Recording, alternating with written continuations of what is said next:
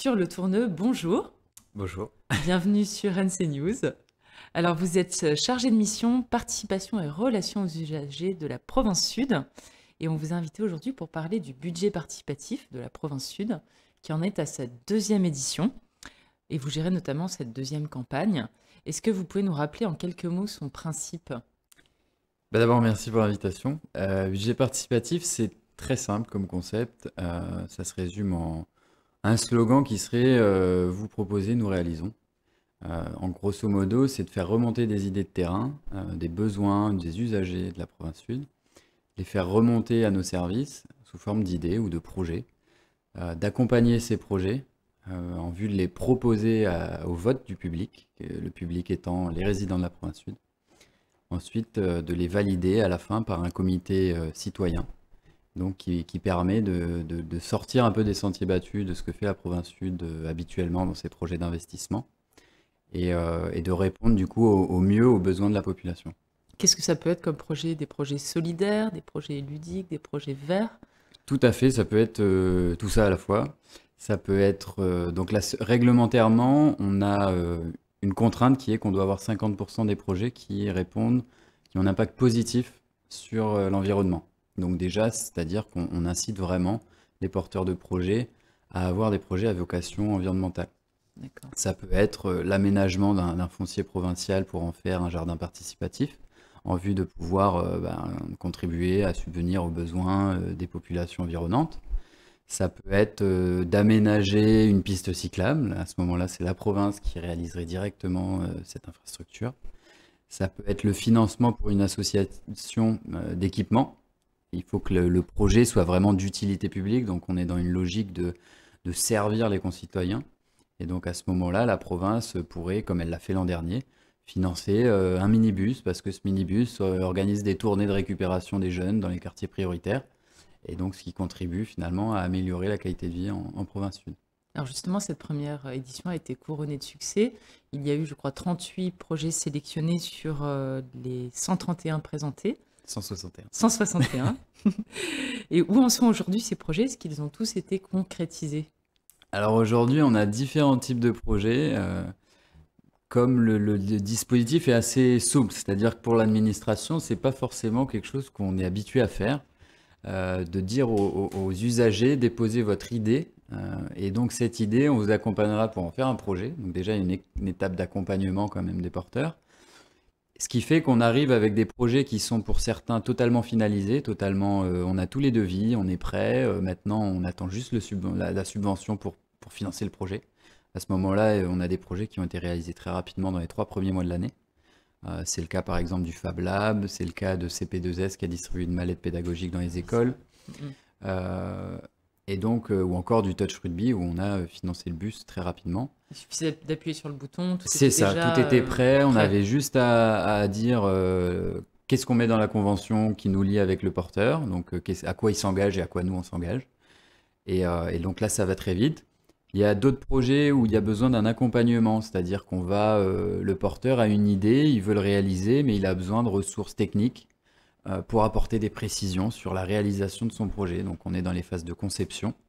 Et donc c'est là, par exemple, où nos services vont accompagner les porteurs à rédiger un cahier des charges, par exemple, pour sélectionner des prestataires, des choses comme ça sur les projets numériques.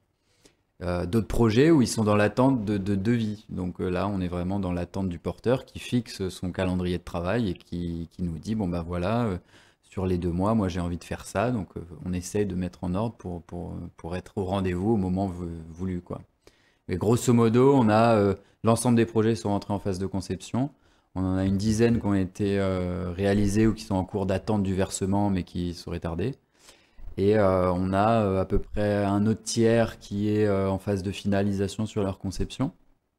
Et on a un dernier tiers où là, c'est les porteurs qui veulent prendre du temps et donc qui souhaitent vraiment ne pas se précipiter puisqu'on est quand même sur de l'argent public.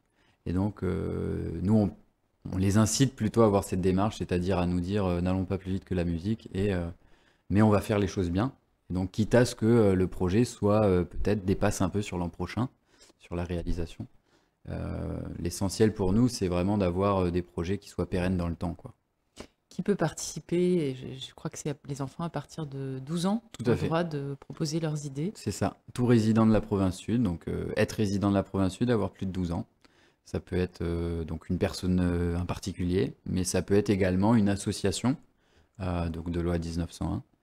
Ou alors, ça peut même être un groupement de personnes, c'est-à-dire non constituer une association. Je pense par exemple à des résidents de quartier, des résidents d'une résidence, qui ont identifié un besoin qui leur servirait au collectif, que la province juge ça pertinent, mais ils ne sont pas constitués en association. À ce moment-là, on essaiera de les accompagner pour trouver un porteur, une association qui fera l'intermédiaire. Donc, c'est-à-dire qu'on versera la subvention à cette association pour réaliser leur projet avec eux.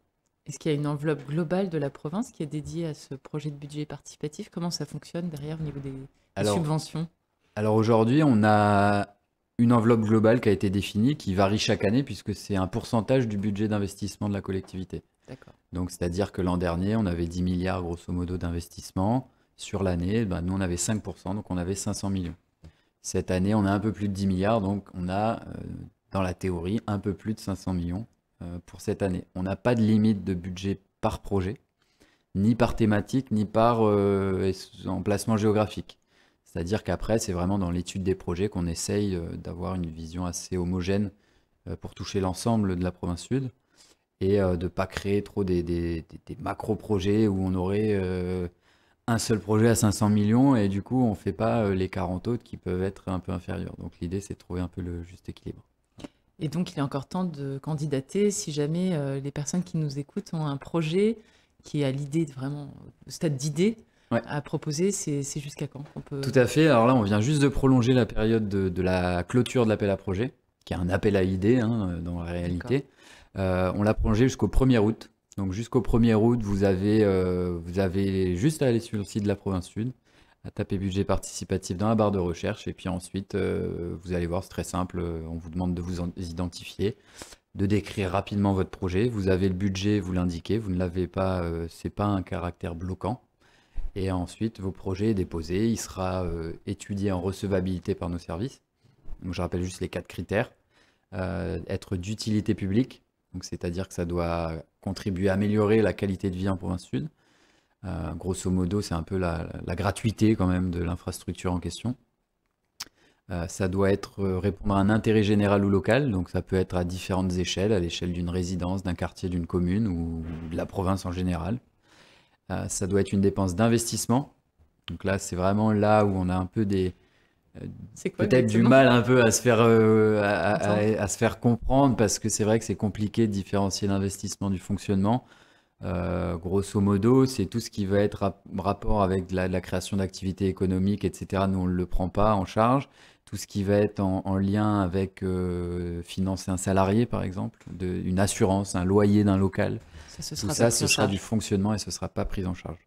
Donc ça veut dire que ce sera à l'association de nous prouver que aujourd'hui, je ne sais pas, elle a déjà un local, elle nous demande de financer une extension. Eh bien, elle devra nous montrer qu'elle sera en capacité, avec ses moyens, d'assurer l'entretien de l'investissement qui sera réalisé. D'accord. Et le dernier critère, qui est de rentrer dans le champ de compétences de la province, qui est très varié, qui va de l'éducation, jeunesse et sport, la condition féminine, l'environnement. Et donc voilà, c'est un peu tout ça, c'est assez vaste. Donc moi, j'invite les personnes qui ont des idées à déposer les idées, puisqu'on n'a rien à perdre à ce qu'elles ne soient pas considérées, on va dire. Elle sera considérée, mais on pourra peut-être pas la faire, puisque c'est pas faisable. Mais voilà, c'est un peu l'idée qui ne tente rien à rien, et donc saisissez-vous de l'opportunité, quoi. Les prochaines étapes du projet, alors il y a le vote du jury. Alors tout à fait, donc là on a la période de dépôt, sera suivi par une petite étude de recevabilité des projets. Chaque projet, on va les revoir un par un, on va les passer un peu à la moulinette des 4 critères. Tous les projets qui seront recevables iront sur le site de la province sud, donc à partir de fin août, où ils seront soumis au vote du public. Donc n'importe quel résident de la province sud peut se rendre sur le site, il se connecte et puis il a droit à 3 votes, qui pourra changer au fur et à mesure de la campagne parce qu'un tel l'a plus convaincu qu'un tel. Et Pas donc, besoin d'être sur la liste électorale provinciale il n'y a pas de spéciale. question de liste électorale. Vous pouvez voter en votre âme et Librement. conscience, librement. Voilà. Une seule fois, quand même. 3 fois. Ah, 3 Et à fois. 3 fois, oui. Et on peut même retirer son vote pour le redonner par la suite à quelqu'un D'accord. d'autre. Et donc l'idée, c'est vraiment de créer du lien avec les porteurs. Donc la Province Sud a développé ce qu'on a appelé un kit de communication. En gros, c'est différents formats, A4, A3, des petits bandeaux Facebook, des choses comme ça, pour permettre aux porteurs d'aller eux-mêmes faire la promotion de leur projet. Et donc, finalement, en invitant les gens à aller voter pour eux. Donc là, on ira voter pendant une période d'1 mois et demi. À l'issue de ce vote, on va réunir le comité de sélection, composé pour moitié de résidents de la province sud tirés au sort. Donc c'est 40 personnes à la louche, 20 personnes des résidents de la province sud et 20 personnes qui sont des élus et de l'administration. Et donc ils étudieront chacun des projets.